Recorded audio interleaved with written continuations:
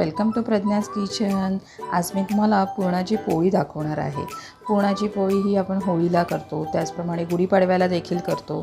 तसंच श्रावणातही काही गोडाधोडाचे पदार्थ होतच असतात, त्याच्यामुळे श्रावणात गणपतीत ही आपण नेहमी वारंवार करत असतो। सो आपण ती पुरणाची पोळी आज कशी करायची ते बघूया। त्याच्यासाठी मी ही अर्धा किलो चण्याची डाळ आहे, ती रात्रभर भिजवून ठेवलेली आहे, त्याच्यामुळे ही व्यवस्थित अशी भिजली गेलेली आहे। आता मी त्याच्यात थोडीशी हळद आणि थोडंसं मीठ घालून ती कुकरला शिजवून घेणार आहे। त्याच्यासाठी त्याच्यात आपल्याला पाणी जरा थोडंसं जास्त घालायचं आहे, कारण त्याचा जो कट निघतो म्हणजे त्याचं जे पाणी निघतं त्याची आपण कटाची आमटी ती आमच्याकडे सगळ्यांना आवडते, म्हणून मी ती करणार आहे। म्हणून थोडं जास्तच पाणी घालायचं आणि ती कुकरला 4 ते 5 शिट्ट्या घेऊन शिजवून घ्यायची। तर मी ह्याच्यात पाणी घालून घेतलेलं आहे, जास्तच पाणी घातलेलं आहे मी साधारण, आणि मी एवढीशी हळद त्याच्यात घालते आहे, जास्त नाही घालत आहे। थोडं मीठ आणि डाळ उतू जाऊ नये म्हणून थोडं तूप। हे आता मी कुकरला ठेवते आणि मीडियम फ्लेमवर मी 5 शिट्ट्या काढून घेते त्याच्या। आता आपण पुरणपोळीसाठी लागणार आहे पोळीचं पीठ मळून घेऊया। त्याच्यासाठी मी हे 1 कप मैदा आणि 1 कप कणिक घेतलेला आहे। याच मापाने मी 2 वाट्या चण्याची डाळ घेतली होती, ती साधारण अर्धा किलो होती। सो आता आपण हे दोन्ही मिक्स करून घेऊया आणि चाळून घेऊया।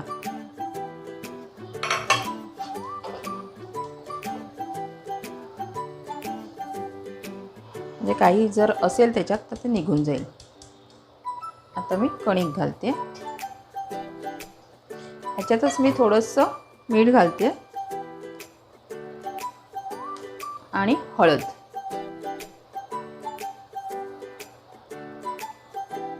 हळद घातला की पोळीला रंग छान येतो, पिवळा, दिसायला छान दिसते पोळी।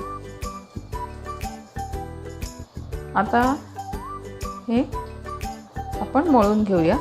तर पूर्वी मी त्याच्यात थोडंसं अर्धा चमचा तूप घालते, साजूक तूप घालते आणि हे जरा मिक्स करून घ्यायचं आपण। तुपाने पण पोळी मऊ होण्यास मदत होते, म्हणून आपण जरासं तूप घालायचं। आणि आता मी दुधात हे मळून घेते। आता मी 1 कप दूध घेतले साधारण, पण एवढं काही आपल्याला लागणार नाही आहे, जसं लागेल तसं आपण मळून घ्यायचं। हे थोडं सॉफ्ट मळायचे आपल्याला, मऊ मळायचे, एकदम पुरीसारखं वगैरे घट्ट नाही मळायचं याचं।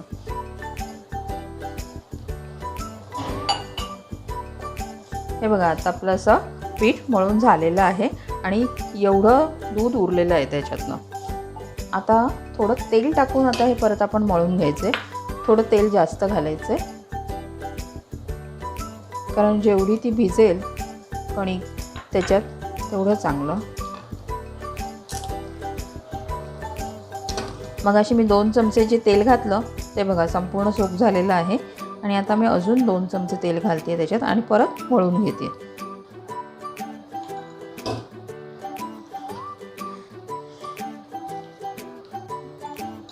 आता मी परत अजून 2 चमचे तेल घालते आणि परत तसंच मळून घेते। असं करत करत आपण आत्तापर्यंत मी 6 चमचे तेल झालेलं आहे माझं घालून। आणि आता मी हे झालं मळून की मग त्याला थोडा तेलाचा हात लावून फक्त ते साधारण 2 ते 3 तास भिजत ठेवणार आहे। हे आता आपलं मळून झालेलं आहे आणि मी आता हे असंच 1 चमचा बाहेरून तेल घालते त्याच्यावर आणि लावून फक्त असं पसरवून ठेवते त्याच्यात, आणि हे झाकून साधारण 2 ते 3 तास तरी, कमीत कमी 3 ते 4 तास राहिलं तरी चालेल, मी हे झाकून ठेवते। अगदीच जर तुम्हाला घाई असेल तर 1 ते 2 तासात पण तुम्ही हे करू शकता। ही आपली कुकरमध्ये मी डाळ शिजवून घेतली आहे 5 शिट्ट्यांमध्ये। बघा, डाळ एकदम व्यवस्थित शिजवून घेतलेली आहे। आता आपण त्याचं पाणी काढून घेऊया। त्या पाण्यालाच आपण कट असं म्हणतो, आणि मग त्याची आपल्याला कटाची आमटी करता येईल। पाणी मी जास्तच घातलं होतं जरा.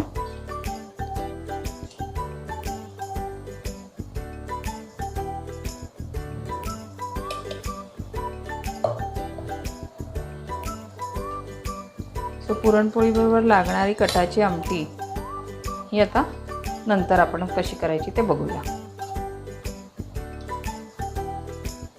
आता ही डाळ आहे ती मी जरा रवीने मिक्स करून घेते, घुसळून घेते आणि मग त्याचं आपण पुरण बनवूया.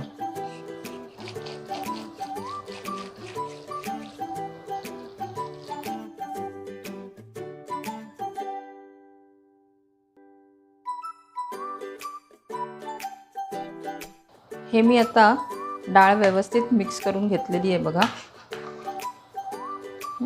आता मी अर्धा किलो डाळ घेतली होती, सो त्यानुसार मी अर्धा किलो गूळ घालते. पुरणपोळीला गूळ व्यवस्थित असलं की मग ती पुरणपोळी छान लागते, कारण बाहेरून कवरिंग आपलं पिठाचं असतं. सो तेवढा गोडवा आला पाहिजे म्हणून आपण अर्धा किलोच गूळ घालायचा आणि थोडीशी साखर घालायची. नंतर घालूया आपण ती. आता मी हे गॅसवर ठेवते.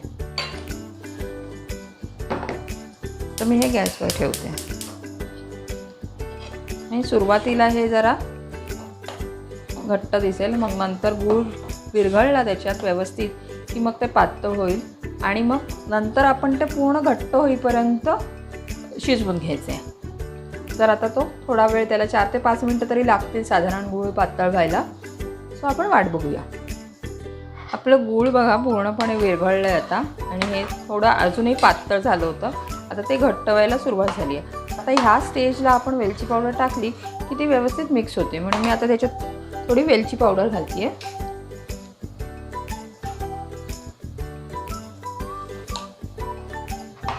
छान मिक्स करून घ्यायचं आणि मग नंतर जायफळ पावडर घालते. तर मी ह्याच्यात थोडं जायफळ घालते.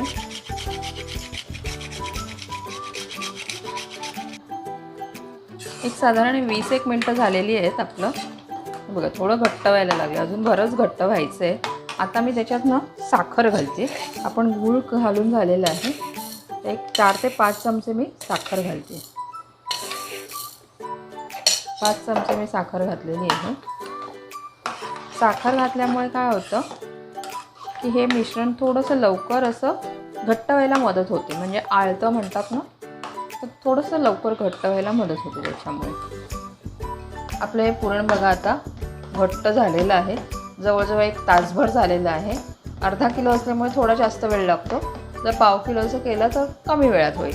आता हे झालं आहे. आता हे झालं आहे ह्याची एक खूण म्हणजे हा असं काही चमचा किंवा काही असेल ना, तो असं पुरणात उभा करून ठेवायचा. तो जो उभा राहिला त्या अर्थी ते पुरण झालेलं आहे. सो आता हे आपलं पुरण झालेलं आहे. आता मी हे थंड करायला ठेवते आणि आता पहिल्यांदा गॅस बंद करते. पुरण हे आदल्या दिवशी जरी तुम्ही करून ठेवलं आणि दुसऱ्या दिवशी पोळ्या करायला घेतल्या तर जास्त कन्व्हिनियंट होतं. म्हणजे एक वर्किंग वुमनसाठी म्हणा की दुसऱ्या दिवशी फक्त आलं आणि पोळ्या लाटल्या की आपलं काम होऊन जातं. म्हणून शक्यतो आदल्या दिवशी करून ठेवा, कारण पुरण जेवढं थंड असेल ना तेवढं पोळ्या लाटायला जास्त सोपं जातं. पुरण जर गरम असेल तर मग खूप पोळ्या अशा फाटतात म्हणा किंवा थोडा त्रास होतो. ते पसरताना पण थोडा त्रास होतो. आणि सो ते थंड व्यवस्थित आता आपण करून घेऊया आणि मग आपण पोळ्या लाटायला घेऊया. हे आपलं पीठ मी काढून घेतलं आहे बघा. जवळजवळ 4 तास झालेले आहेत. 4-4.5 तास झालेले आहेत. खूप छान भिजलं गेलेलं आहे. हे आता तयार झालं आहे. मी आता एकदा फक्त मळून घेते जरासं. आणि त्याचबरोबर इथे मी पुरणाचे गोळे करून ठेवलेले आहेत. जे मी पुरण केलं त्याचे मी तसेच गोळे करून घेतलेत. त्याला परत पुरण यंत्रातनं काढायची किंवा मिक्सरमधनं काढायची गरज लागली नाही. एकदम छान व्यवस्थित होतात. त्याच्यामुळे आपला बराचसा वेळ त्याच्यात वाचतो. कुकरमधनं शिजवून घेतली की मग पुरण यंत्राचं ते काम ते आपलं पूर्णपणे वाचतं. आता मी ह्याचे गोळे करून घेते. तर गोळा आपण कसा करायचा ते मी तुम्हाला दाखवते. आता एक साधारण एवढा गोळा मी घेतलेला आहे बघा. आता आपण मी हा मैदा आहे, मैद्यावरच लाटणार आहे मी ते. मैद्यामध्ये मी जरा हे करून घेतलं. आता मी त्याची पारी बनवते आहे.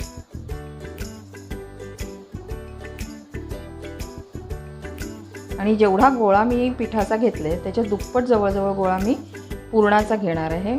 म्हणजे ती पुरणपोळी आहे ना, सो पुरण त्याच्यात लागलं पाहिजे व्यवस्थित. अशा ह्याने हे बघा, हा जवळजवळ दुप्पट गोळा आहे. आता आपण ते बंद करूया. असे मी प्रथम 4 ते 5 गोळे करून घेते आणि मग आपण लाटून घेऊया. आणि आता मी बाकीचे गोळे पण करून घेते. हे बघा 4-5.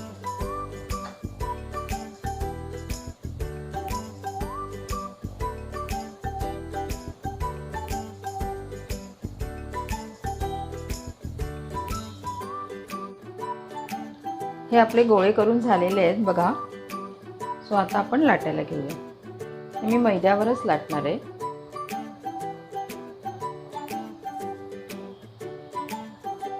हलक्या हाताने एकदम लाटायचं आहे आपल्याला.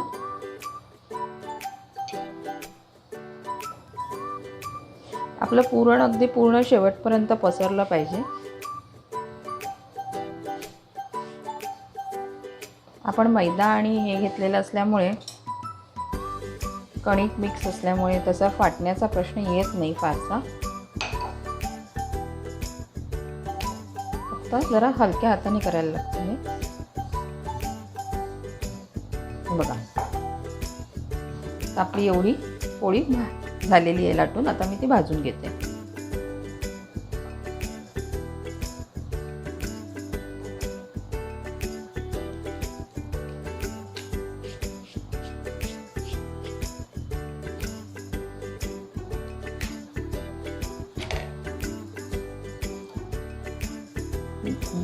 तवा मी गरम केला होता एकदम मंद गॅसवर. आता त्याची खालची बाजू आपण पूर्णपणे होऊन द्यायची आहे. मग नंतर आपण ते टर्न करायचे.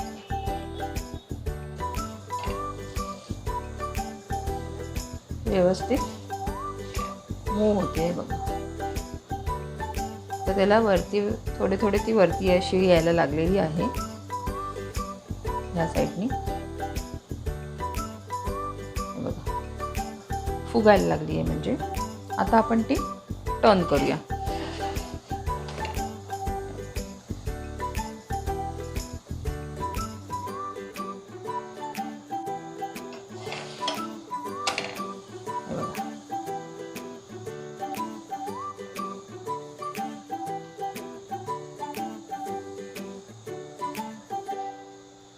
थोडंसं तूप लावून घेते.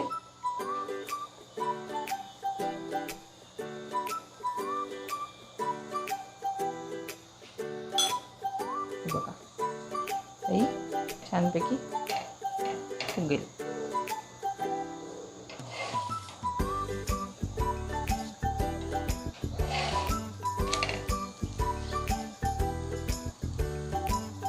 आपली पोळी भाजून तयार झाली. आता मी ती काढून घेते.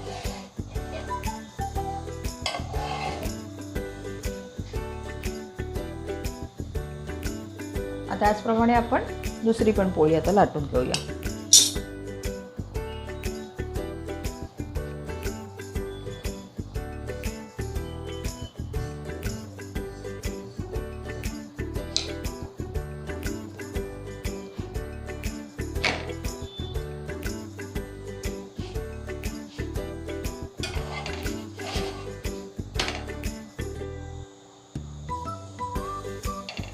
सर्व बाजूने अशी थोडी हलक्या हाताने प्रेस केली की ती व्यवस्थित शिजते.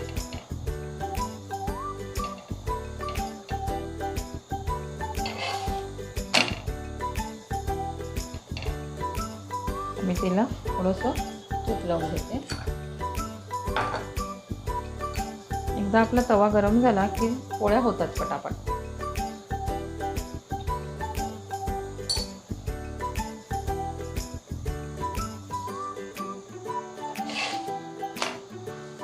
दुसऱ्या साईडने पण मी थोडंसं तूप लावून देते.